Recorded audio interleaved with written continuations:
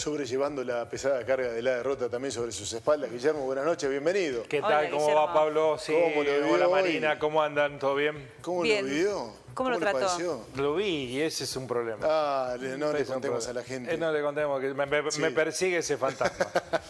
Guillermo Jeremía no ve los partidos. Claro, que le tiene la interesan. cábala de no ver el partido para No. que gane el suyo. Hay un 95,4% de posibilidad de que si veo el partido y me interesa el resultado a favor, pierde. ¿Y qué va a hacer el sábado entonces? Lo voy a ver.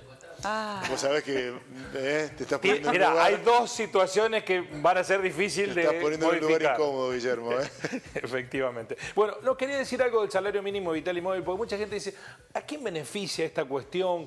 ¿Quién es el que puede sentirse contento con esta decisión? Bueno, es muy importante el salario mínimo vital y móvil para fijar transacciones que a veces, por ejemplo, están judicializadas. Se toma como base el valor del salario mínimo vital y móvil para que ello se establezca. Es un patrón de medida económica para muchas actividades, no necesariamente para aquellos que hacen un trabajo y reciben una paga. Se toma como referencia de acciones civiles, por ejemplo, el salario mínimo vital y móvil. Por eso es tan importante. Veo cómo me fui rápidamente del tema selección porque no lo quiero abordar, porque además tengo una postura pendular. Por momentos me agarra el pesimismo absoluto y por momentos la euforia desbordada, injustificada. Claro. Es difícil transitar por esos extremos, Guillermo. Es muy difícil, Claro. es muy difícil. Cuide su salud emocional, por favor. Bueno, hablaban en esta edición de Telediario del reclamo de los trabajadores del hospital, de los hospitales que se hizo ahora provincial y que surgió en Río Cuarto, producto de un movimiento que fue creciendo casi en silencio, protagonizado, mayoritariamente por mujeres. En uno de los documentos, en el documento que se leyó 2 miércoles atrás, en donde se dejó sentada la postura, al final del documento el texto decía, esto es el cordobazo de la salud, porque la palabra cordobazo tiene una significación muy especial en la provincia de Córdoba y también es una carta de presentación de una Córdoba que tiene también matices extremos, como lo mencionaba Marina, en sus comportamientos sociales. Una riocuartense, fotógrafa, surgida como reportera gráfica en nuestro medio, destacadísima, radicada en Córdoba, Viviana Fulcheri, escribió un libro a partir de una pregunta disparadora. Dijo, ¿por qué en las fotografías del cordobazo no hay mujeres? ¿Que eran todos hombres los que participaron del cordobazo? A partir de eso, inició una investigación periodística que se transformó en un libro. Ese libro, que se llama Mujeres del Cordobazo, ya tiene su versión cinematográfica en un documental. A esta hora se presenta el Festival de Cine Cordobés en el Cabildo de la ciudad de Córdoba y uno de los films que se van a estrenar es el documental que ya no se va a llamar Mujeres del Cordobazo, sino Brujas del Cordobazo. El libro es Mujeres, la película Brujas. Bueno, tanto con Viviana Fulcheri como con la codirectora, Fulcheri también es guionista del documental, dialogamos en una entrevista que va a ser emitida mañana en Telediario Televisión. El día jueves se estrena en la ciudad de Río Cuarto esa película en el Leonardo Fabio, se va a exponer durante 3 días. Bueno, nos cuentan cómo es que fue esa transición del Mujeres del Cordobazo a Brujas del Cordobazo.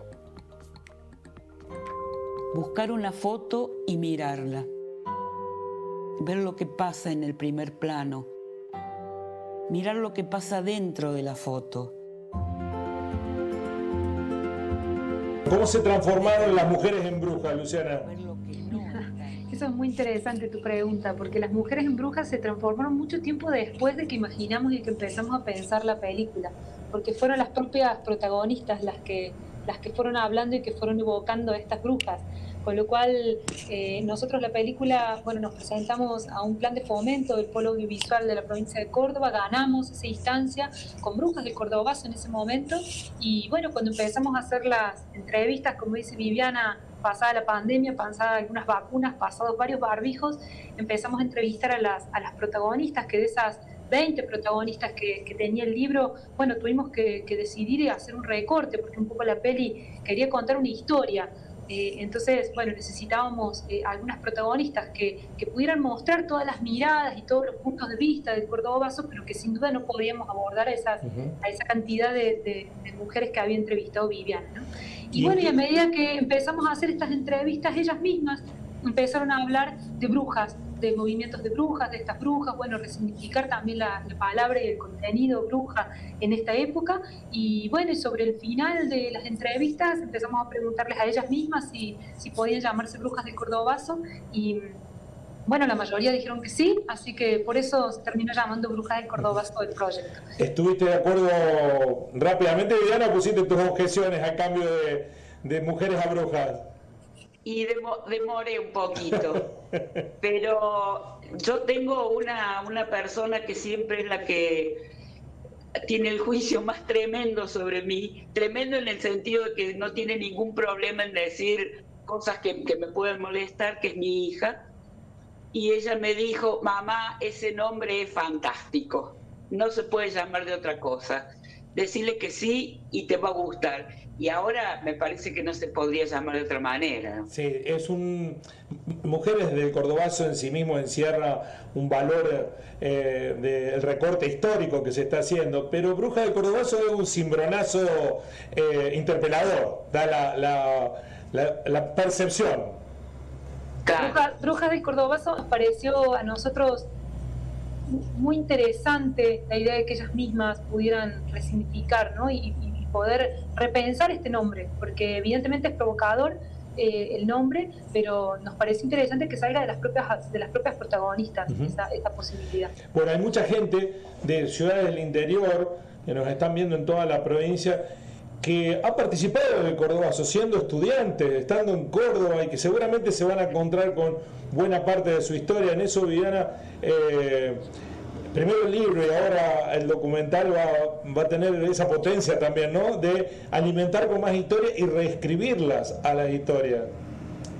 Sí, me ha sucedido que yo veo que cuando la gente viene llorando es porque o participó del Cordobazo, si yo veo que es una persona de cierta edad, o que hay alguien que un vínculo muy especial, qué sé yo, puede haber sido mi papá estuvo, mi mamá estuvo, pero como se hace hincapié en las mujeres, hubo muchas y muchos personas más jóvenes que me traían fotos, las fotos que yo hubiera querido tener para incluir en el libro.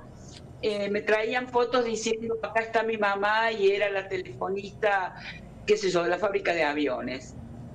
Lugares impensados, o sea, por esto que digo, las fotografías nos mostraron un Cordobazo que era una gesta de varones. Y nacimos y crecimos pensando que era una gesta de varones, que en el Cordobazo, pero el sentido común me decía que no podría haber sido una gesta de varones, porque, por esto que digo, porque encontré mujeres corriendo y porque me vi un montón de documentales de la época, previo al Cordobazo, 1 año, 2, 3, a partir del 66 con el golpe, y yo veía que cuando había corridas y cuando había represión, las mujeres estaban, y había delegadas. Yo escuchaba hablar en muchos documentales de esa época, anterior al Cordobazo, mujeres vinculadas al Sindicato de la Salud, municipales, docentes, muchas estudiantes de arquitectura. Había documentales que me las mostraba saliendo de la facultad y las iban metiendo. Hay un pedazo que está en la película ahora, una toma larguísima, subiendo chicas estudiantes,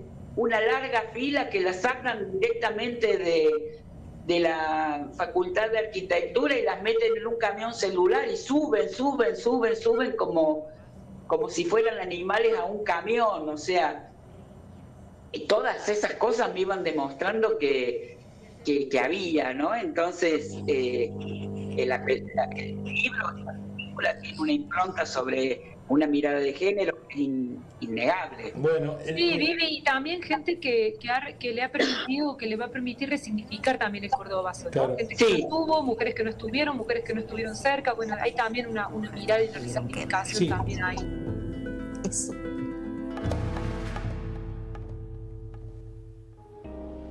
Va a ser una gran oportunidad la proyección en Río Cuarto de la película que se estrena en este Festival de Cine Cordobés que está comenzando a esta hora en el Cabildo, en la capital provincial. Hay muchas mujeres del Cordobazo, ahora brujas del Cordobazo hecha película, que viven en Río Cuarto. Cito alguna de ellas, por ejemplo, que fue concejala, una reconocida médica sanitarista con mucho trabajo social, la doctora Graciela Capellari de Saracho. Es una de las mujeres que participó, no protagonista de esta película, pero sí de las mujeres que participaron del Cordobazo y que fueron invisibilizadas. Contaba en otra parte de la entrevista Viviana Fulquieri, compañeros, que el mejor archivo de fotografías, de registro fotográfico del Cordobazo, hoy lo tiene Luz y Fuerza. No es ni siquiera de los medios gráficos, porque en los tiempos del Cordobazo eran raros los fotógrafos. Era una profesión muy cara y si no había una estructura grande que lo sustentara, porque el costo de las máquinas, el costo de los rollos, no era accesible a todo el mundo. Bueno, el mejor archivo lo tiene Luz y Fuerza. Cuando fue a buscar los negativos, descubrió que en la mayoría de las fotografías en donde está recortado el gringo Tosco, hay mujeres en segundo o tercer plano que nunca aparecieron en las fotografías que cuentan la historia del Cordobazo. Así de extrema fue la invisibilización, aunque el protagonismo de las mujeres fue tan determinante como de los hombres y queda registrado en esta película que se estrena el jueves en Río Cuarto. Y que haya tenido que pasar tanto tiempo, ¿no? Es increíble, en buena hora que ocurra, pero tanto tiempo. Bueno, y también hay que sacarse el sombrero al trabajo realizado por la periodista, reportera gráfica, escritora riocuartense Viviana Fulquieri, radicada en Córdoba, porque a partir de una pregunta simple, un disparador y un trabajo de investigación, no se sentó a googlear, sino que dijo, bueno, acá la historia hay que responderla. La pregunta fue, ¿por qué no hay mujeres en las fotos del Cordobazo? Y este es el producto de su trabajo. Gracias, Guillermo. Vamos Muchísimas gracias. a ir informando los datos de la presentación aquí. Buenas noches. Gracias.